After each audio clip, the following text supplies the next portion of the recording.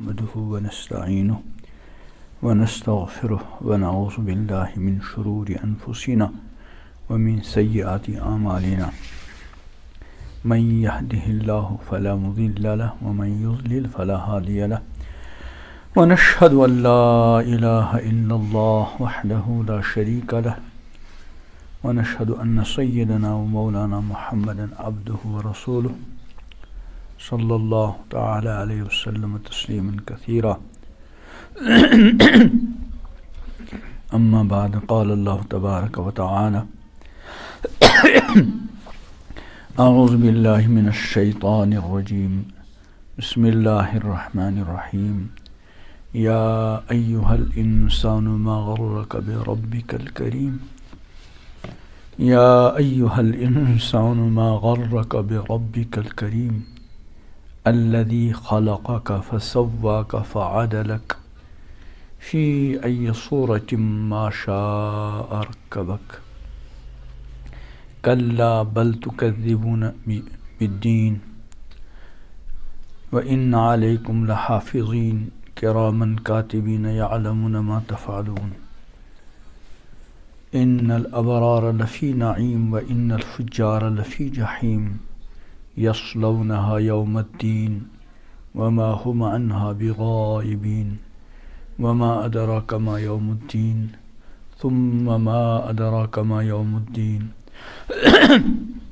يوم لا تملك نفس لنفس شيئا والأمر يومئذ لله صدق الله العظيم اللهم صل على سيدنا محمد وعلى آل سيدنا محمد واصحاب سیدنا محمد وبارک وسلم.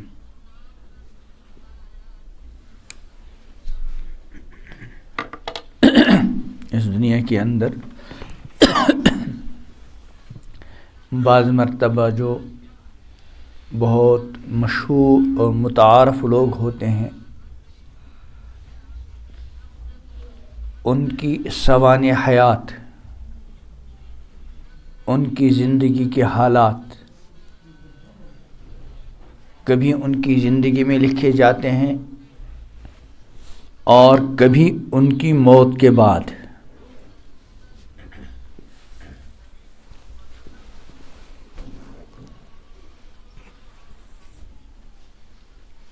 دینی اعتبار سے جو متعارف ہوتے ہیں ان کی بھی لکھی جاتی ہیں، اور دنیوی اعتبار سے بھی بہت ساری شخصیات ایسی ہیں جن کی زندگی کے حالات لکھے جاتے ہیں، لیکن عموماً ان کے بارے میں سارا کچھ نہیں لکھا جاتا. اکثر بیشتر تو ایسا ہے کہ خوبیاں لکھی جاتی ہیں، خرابیاں نہیں لکھی جاتی. یہ کیا ہے؟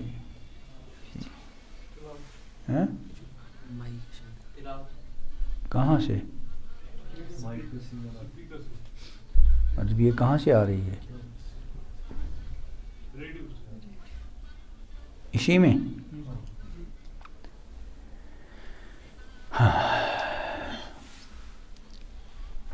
لیکن ہر کس و ناکس کی نہیں لکھی جاتی، اور جن کی لکھی جاتی ہے ان کا سارا احاطہ نہیں کیا جاتا. حتیٰ کہ حضرات انبیاء کرام علیہم الصلاۃ والتسلیم جو امام الانبیاء حضرت محمد عربی صلی اللہ علیہ وسلم سے پہلے ان کے بھی سارے حالات زندگی نہیں. ہاں، امام الانبیاء حضرت محمد عربی صلی اللہ علیہ وسلم کی مقدس سیرت پر بہت کام ہوا ہے، لیکن اللہ تعالیٰ کی طرف سے ہر انسان کی سوانح حیات لکھی جا رہی ہے.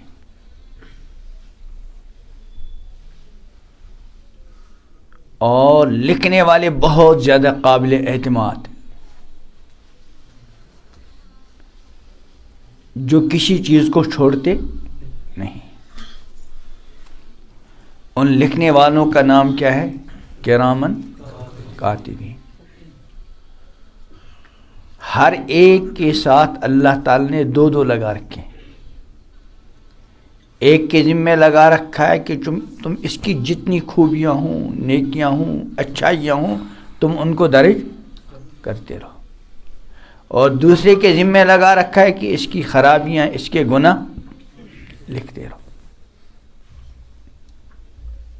چنانچہ وہ لکھ رہے ہیں۔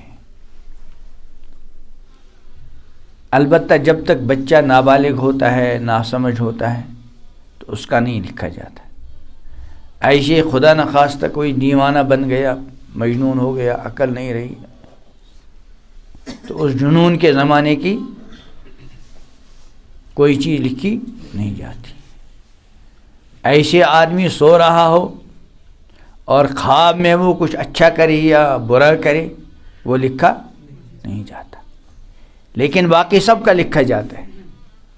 اب یہاں جتنے لوگ ہیں ماشاءاللہ، ایک آدھ بچہ ایسا ہوگا جس کا بھی نہیں لکھا جا رہا ہوگا، باقی سب کا لکھا جا رہا ہے۔ اور جب تک ہوش حواس کے ساتھ انسان دنیا میں زندہ ہے، وہ مسلسل لکھا جا رہا ہے۔ جب بدن سے روح نکل گئی تو بس اب لکھا جانا کیا ہو گیا؟ بند ہو گیا۔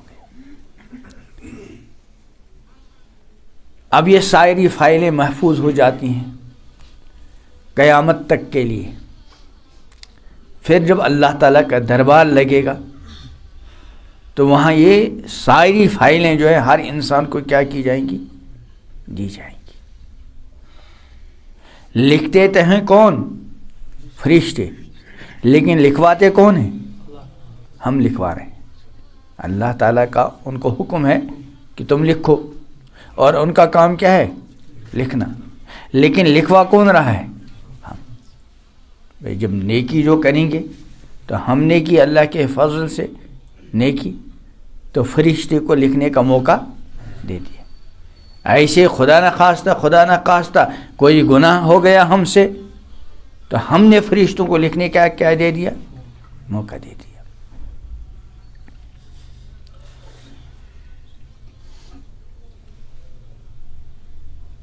اب جب میدان محشر ہوگا، سارے اولین و آخرین کو جمع کیا جائے گا، تو ہر ایک کی کتابی زندگی اس کو کیا کی جائے گی؟ اور بڑا کٹھن مرحلہ ہوگا۔ ایک موقع پر حضرت عائشہ صدیقہ رضی اللہ تعالی عنہ اور روئی حضور اکرم صلی اللہ علیہ وسلم کی موجودگی میں۔ پیغمبر کریم صلی اللہ علیہ وسلم نے فرمایا، عائشہ کیوں رو رہی ہو؟ عرض کیا، اے اللہ کے رسول، قیامت یاد آ گئی، میدان محشر یاد آ گیا، ماں بعد الموت کا۔ پھر عرض کیا کہ اے اللہ کے رسول صلی اللہ علیہ وسلم، کیا آپ اپنے گھر والوں کو بھی وہاں یاد رکھیں گے؟ امام الانبیاء حضرت محمد عربی صلی اللہ علیہ وسلم ارشاد فرمایا، عائشہ 3 موقع ایسے ہیں جہاں کوئی کسی کو یاد نہیں رکھے گا۔ وہ 3 موقع کیا ہیں؟ فرمایا، ایک ہے وزن اعمال کا موقع، جب اعمال تولے جائے، قرآن میں وَنَضْعُ الْمَوَازِينَ الْقِسْطَ لِيَوْمِ الْقِيَامَةِ، ہم انصاف کی ترازو رکھیں گے، فَلَا تُظْلَمْ نَفْسٌ شَيْئًا، کسی پر اسی طرح کوئی ظلم نہیں ہوگا۔ ظلم ایک یہ کہ اس نے نیکیاں کی تھی لیکن وہاں نیکیوں کے پلڑے میں ہے ہی نہیں، کہنا ایسا نہیں ہوگا۔ یا اس نے گناہ کیے ہی نہیں تھے لیکن وہاں بلا وجہ کے گناہ پائے گئے، فرمایا فلا تظلم نفس شیئا وان کان مثقال حبۃ من خردل اتینا بها، اگر رائی کے دانے کے برابر بھی کوئی نیکی ہوگی اس کو بھی ہم لائیں گے۔ تو ایک فرمایا وزن اعمال کے وقت کوئی کسی کو یاد نہیں رکھے گا جب تک کہ اس کو یہ اطمینان نہ ہو جائے کہ میری نیکیوں کا پلڑا جھک گیا۔ آدمی بار بار اس چیز کو سوچتا رہے، نماز کو سوچے کہ میری نماز میری نیکیوں کے پلڑے میں ڈالی جائے گی، میں اپنے سے کوشش کروں یہ میری نماز بہت زیادہ کیا ہو، وزنی ہو، اعمال تولے جائیں گے۔ چنانچہ ایک حدیث میں آتا ہے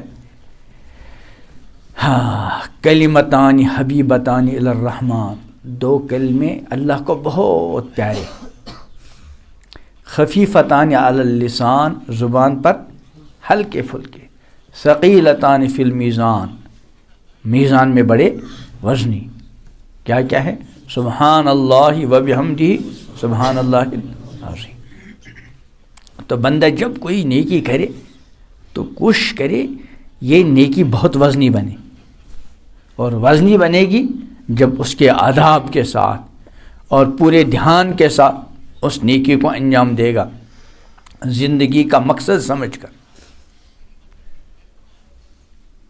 ایسے ہی بندہ گناہ سے بچے، جو بھی ہم گناہ کریں گے اللہ تعالی ہمارے سارے گناہ معاف کر دے، ہم کو گناہوں سے بچائے۔ جو بھی گناہ کریں گے وہ کون سے پلڑے میں ڈالا جائے گا، گناہوں کے۔ اللہ تعالیٰ بچائے، اللہ تعالیٰ بچائے۔ اس نے ایک موقع پہ حضور اکرم صلی اللہ علیہ وسلم نے حضرت عائشہ سے فرمایا ایاک و محقرات الذنوب، اے عائشہ اپنے آپ کو چھوٹے چھوٹے گناہوں سے بھی بچاؤ، اس لیے کہ اس پر بھی اللہ کی طرف سے کیا ہوگی، باز پرس ہوگی۔ تو بہرحال حضور اکرم صلی اللہ علیہ وسلم نے فرمایا 3 موقع ایسے ہیں کوئی کسی کو یاد نہیں رکھے گا۔ ایک وزن اعمال کا معاملہ، بہت کٹھن مرحلہ، بہت کٹھن مرحلہ۔ اللہ ہمارے حال پر رحم فرمائے، اللہ ہمارے حال پر رحم فرمائے۔ جب ایئرپورٹ پہ ہوتا ہے نا آدمی، خاص کر جب حج کر کے آتے ہیں، عمرہ کر کے لوگ آتے ہیں، اللہ تعالیٰ بار بار پھر جانا نصیب کرے، سب کو جانا نصیب کرے۔ حرمین شریفین ہمارے ہی گناہ ہیں، ہمارے ہی گناہ ہیں، اللہ ہمارے گناہوں کو معاف کرے، اللہ ہمارے گناہوں کو معاف کرے، اللہ ہمارے گناہوں کو معاف کرے۔ بار بار حرمین شریفین کی زیارت عطا کرے، ہمارے گناہ رکاوٹ نہ بنے، ہمارے گناہ رکاوٹ نہ بنے۔ جب واپسی ہوتی ہے تو جو سامان ہوتا ہے، کھجوریں ہوتی ہیں اور دوسری چیزیں ہوتی ہیں لوگوں کے پاس، اب جب وزن کا وقت، عجیب کشمکش کا عالم۔ اتنی مرتبہ ایسا دیکھا کہ بیچارے حاجی صاحبان عمرہ کرنے والے اپنے ساتھ کھجوریں اور دوسری چیزیں لائی، اب جب وزن کیا گیا تو تھوڑا اس میں کیا نکلا، زیادہ۔ اب عجیب پریشانی کا عالم، ایک دوسرے کو بھائی تمہارے پاس کچھ گنجائش ہو تمہارے، بہت، حالانکہ وہ کہیں ایسا مسئلہ تو نہیں، زیادہ سے زیادہ اس کی کھجوریں کچھ وہیں رہ جائیں گی، یہ زیادہ سے زیادہ کچھ اس کا کرایہ دینا پڑے گا، مسئلہ ختم۔ لیکن آخرت کا معاملہ وہ تو زندگی، جنت اور جہنم کا فیصلہ کرنا ہے، جنت اور جہنم۔ تو فرمایا ایسے یہ موقع ہے کہ کوئی کسی کو یاد نہیں رکھے گا۔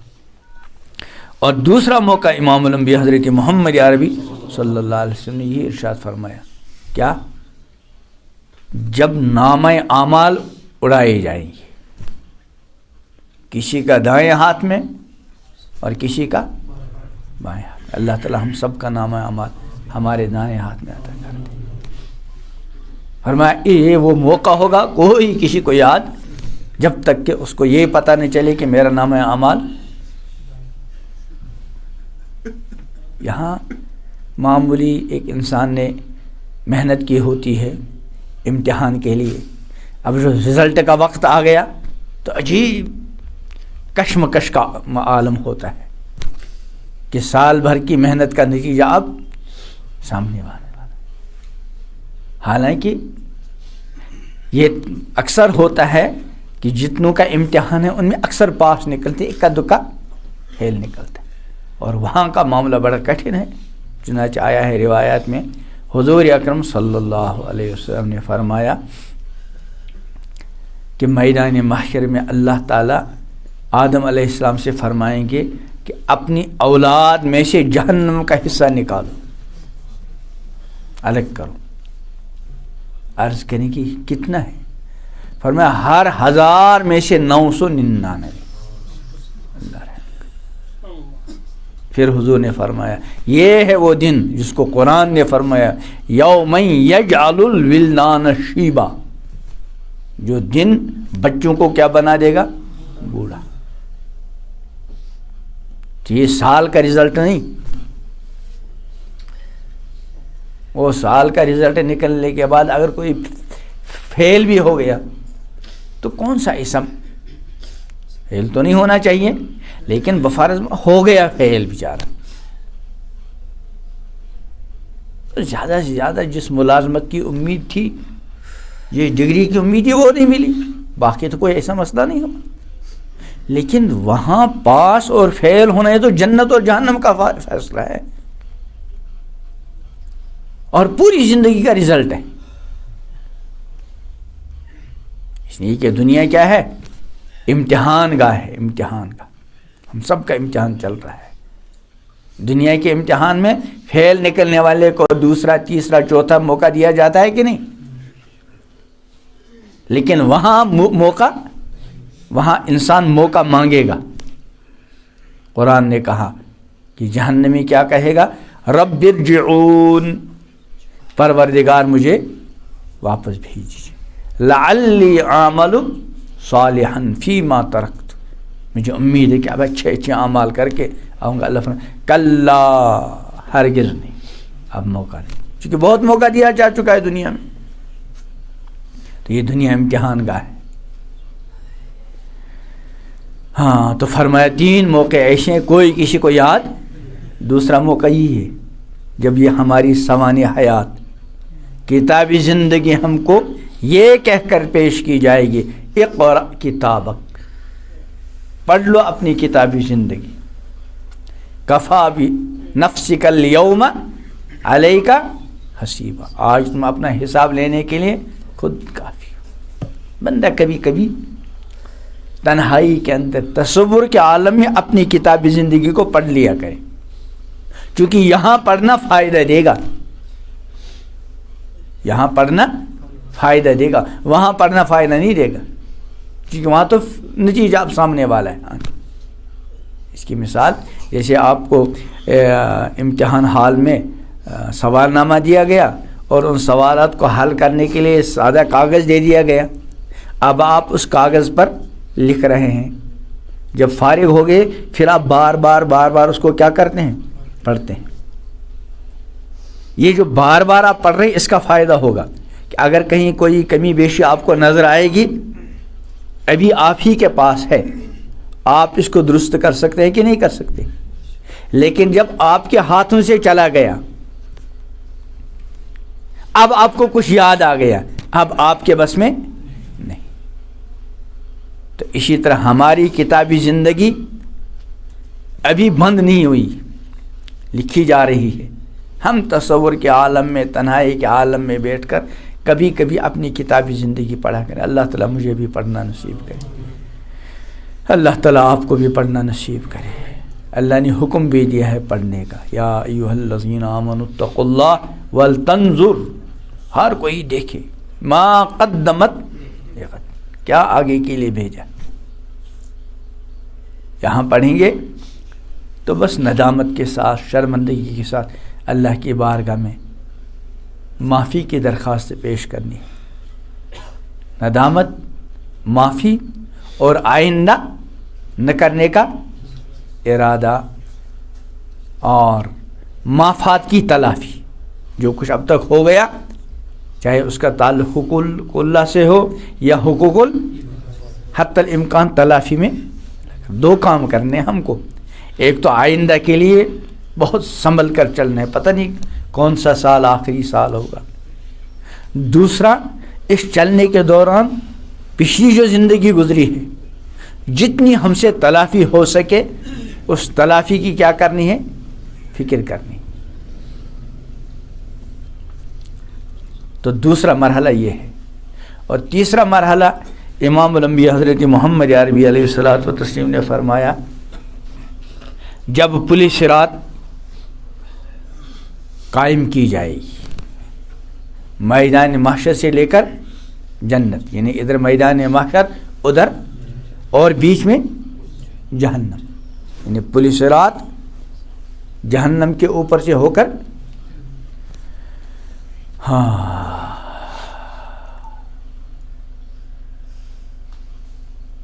فرمایا یہ وہ مرحلہ ہے کوئی کسی کو یاد نہیں رکھ پائے گا۔ تو میں عرض کر رہا تھا کہ اس دنیا میں کتاب زندگی سوانح حیات کسی کسی کی لکھی جاتی ہے، ہر کس و ناکس کی، اور پھر اس کتاب زندگی میں سب کچھ لکھا نہیں جاتا، لیکن اللہ تعالیٰ کی طرف سے واللہ میری اور آپ کی کتاب زندگی مرتب ہو رہی ہے۔ میری کتاب زندگی کو اللہ بہتر جانتا ہے، 40 سال سے زیادہ ہی عرصہ ہو گیا تیار ہوتے ہوتے اب تک۔ اللہ میرے گناہوں کو معاف کر دے، اللہ میرے گناہوں کو معاف کر دے، اللہ میرے گناہوں کو معاف کر دے۔ آپ نوجوان ہیں، آپ کی سوانح حیات مرتب تو ہو رہی ہے، لیکن ابھی زیادہ میں تلافی کرنا چاہوں، اللہ مجھے تلافی کی توفیق دے۔ تو اس 40 سال کے لیے 40 سال اور چاہیے تھے، اب اللہ ہی بہتر جانتا ہے کس کے لیے کب بلاوا ہو۔ آپ میں سے کسی کے بھی 3 سال 4 سال 5 سال 6 سال گزر گئے، کتاب زندگی آپ کی مرتب ہو رہی ہے۔ آپ کے لیے تلافی کرنا کیا ہے؟ آسان، آسان، دیر نہ کریں، ہم فکر کریں، کوشش کریں، لگے رہیں۔ بندہ جب لگا رہتا ہے، فکر کرتا ہے، کوشش کرتا ہے، تو اللہ تعالیٰ کی طرف سے آسانیاں ہو جاتی ہیں، بندہ چلنا شروع کرے۔ توبہ کے ذریعے، استغفار کے ذریعے، آہوزاری کے ذریعے، دھونے کے ذریعے، یہ معاملہ جتنا کٹھن اور مشکل ہے اسی اعتبار سے آسان بھی، کیونکہ ہمارا واسطہ کس سے ہے؟ اللہ تعالیٰ سے۔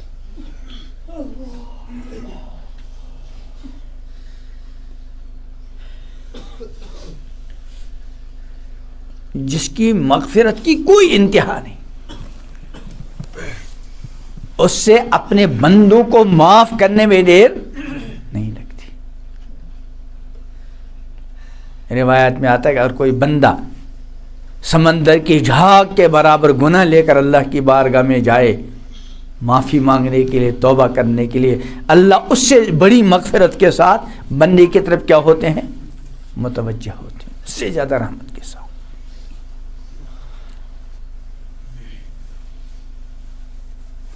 تو اس لیے ہر کوئی اپنی جگہ کبھی کبھی تنہائی میں سوچ لیا کرے کہ میری کتاب زندگی مرتب ہو رہی ہے، بلکہ کوشش کرے روز پڑھنے کی۔ حدیث میں جو آتا ہے کہ صبح کا گناہ گار توبہ کرنے کے لیے شام کا انتظار نہ کرے۔ اس کا مطلب کیا ہے کہ شام آنے سے پہلے پہلے بندہ دن بھر کو سوچے، اگر کوئی گناہ ہو گیا بس، اور رات کا گناہ گار توبہ کرنے کے لیے دن کا انتظار نہ کرے۔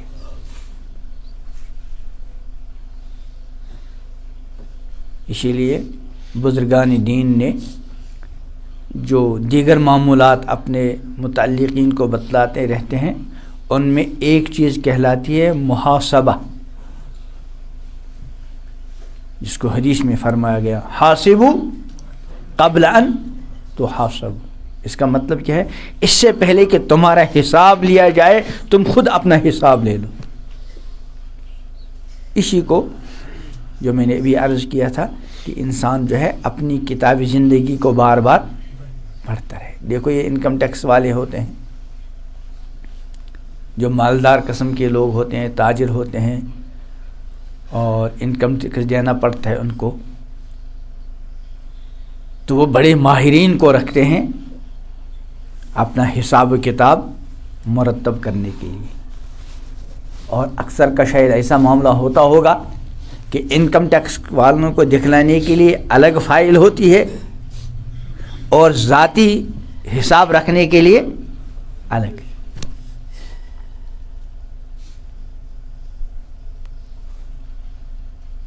پھر آڈٹ کرواتے ہیں.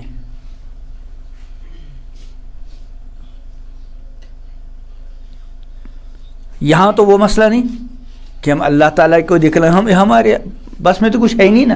یعنی ہم اپنی کتاب خود تو مرتب نہیں کر رہے ہیں, مرتب کرنے والے کون ہیں؟ فرشتے, وہی لکھ رہے ہیں نا. ہاں ہمارا یہ ہے کہ ہم کیا لکھوا رہے ہیں اس کو ہمیں سوچنا ہے.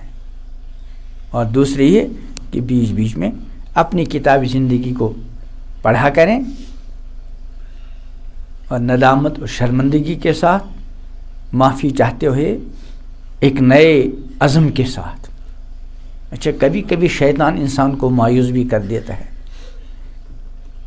شیطان بہت ہمارا دشمن ہے, اس نے تو قسم کھائی ہے لآتینہم من بین ایدیہم ومن خلفہم وعن ایمانہم وعن شمائلہم, دائیں سے بائیں سے آگے سے پیچھے سے. ہمارا روزانہ رات دن دو بدترین دشمنوں سے مقابلہ ہے. ایک ظاہری دشمن جس کا نام کیا ہے؟ شیطان, کھلا ہوا دشمن. ان الشیطان لکم عدو فاتخذوہ عدوا, یقیناً شیطان تمہارا دشمن ہے, اس کو دشمن ہی سمجھ لو. اور دوسرا دشمن ہمارا کون ہے؟ ہمارا نفس. اس سے ہمیشہ مقابلہ ہے موت تک. وہ سنا نا امام احمد بن حنبل رحمۃ اللہ علیہ, جب ان کا آخری وقت تھا,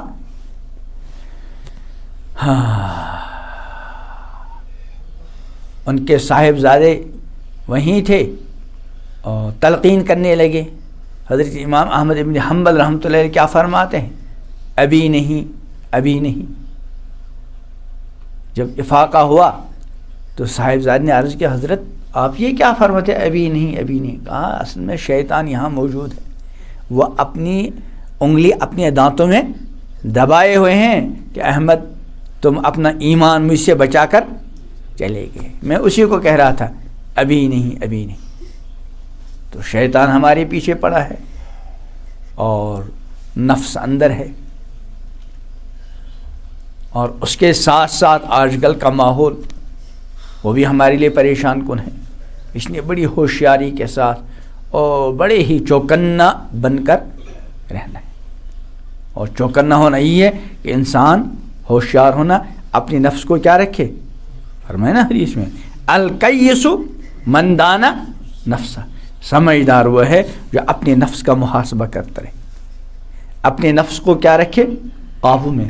وَأَمِنَ لِمَا بَعْدَ الْمَوْتِ, ماں بعد الموت کی ابدی زندگی کی تیاری میں لگا رہے. والعاجز, اور بے وقوف نادان ہے وہ, من اتبع نفسہ ہواہا وتمنى علی اللہ, یہ نفسانی خواہشات کے پیچھے پیچھے چل رہا ہے اور تمنا اللہ سے دوسری قسم کے وابستہ رکھی. ہماری زندگی کا اصل مقصد بس اپنی آخرت بنانے کی فکر ہر وقت سوار. ہم دنیا کا کام کریں اس میں بھی آخرت کی فکر اس کی محرک ہو, ورنہ اگر انسان دنیا کے لیے زندگی گزارے بہت خطرے کی چیز ہے. امام الانبیاء حضرت محمد عربی صلی اللہ علیہ وسلم کا ارشاد ہے لعین عبد الدینار و لعین عبد الدرہم. اللہ تعالیٰ رحم کرے, اللہ ہم کو ان میں سے نہ بچائے. کیا فرمایا؟ لعین عبد الدینار, دینار کا بندہ ملعون ہے, دینار کے بندے پر لعنت, اللہ تعالیٰ بچائے. اور درہم کے بندے پر لعنت. پہلے زمانے میں جو سکہ چلتا تھا کس کا چلتا تھا؟ دینار اور درہم کا. درہم چاندی کا اور دینار سونے کا. تو کہہ رہے ہیں اس کا خلاصہ آج کل کے ماحول میں کہ مال دولت کا بندہ وہ ملعون ہے. اور مال دولت کا بندہ کون ہے؟ وہی جو حلال حرام جائز ناجائز کی پرواہ کیے بغیر مال دولت جمع کرنے میں لگا ہوا ہے. اتنا مست ہو گیا اب اللہ کی بندگی ہی بھول گیا، نماز اس کو یاد نہیں، تلاوت نہیں، خوف خدا نہیں، فکر آخرت نہیں، گناہوں کا ڈر نہیں، توبہ کی توفیق، لگا ہوا ہے دنیا کے چکر میں. لو ان عبد الدنیا عبد الدینار ولو ان عبد الدرہم. یہ ہماری ضرورتیں ہیں، جائز طریقے سے حاصل کرے، خوب کرے، لیکن ان کو مقصود نہ بنائے.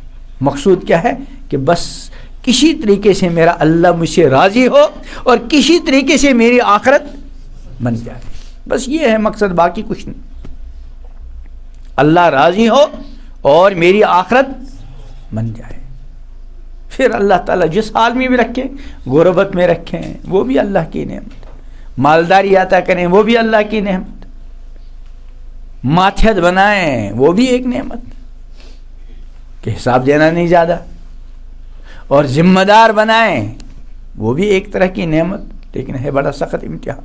تو جس حال میں بھی اللہ رکھے، اگر یہ دو چیزیں حاصل ہیں کہ اللہ راضی ہو گیا، جیتے جی اپنے اللہ کو راضی کر لیا، اور اپنی آخرت بنانے میں کامیاب ہو گئے، پھر کوئی ٹینشن کی بات نہیں. لیکن اگر خدا نخواستہ جیتے جی بندہ اپنے رب کو راضی نہ کر سکا اور جیتے جی اپنی آخرت کو نہ بنا سکا، آخر پھر کب ہوگا یہ؟ اللہ تعالی ہم سب کو آخرت کا وہ فکر عطا کرے جو ایک مومن کے شایان شان ہے. اللہ تعالی ہم کو بار بار اپنی سوانح حیات اور کتاب زندگی کو پڑھنے کی بھی توفیق عطا فرمائیں اور تلافی کی بھی توفیق عطا فرمائیں. دین پر استقامت کے ساتھ چلنا ہم سب کو نصیب کرے. اب تک کی جو ہماری زندگیاں غفلت کے اندر گزری ہیں اللہ تعالی معاف کرے، اور آئندہ بچی کچی زندگی کو اللہ تعالیٰ اپنی مرضیات کے مطابق استعمال کرنے کی توفیق عطا فرمائیں. سبحان اللہ و بحمدہ، سبحانک اللہم و بحمدک، ونشہد ان لا الہ الا انت، نستغفرک.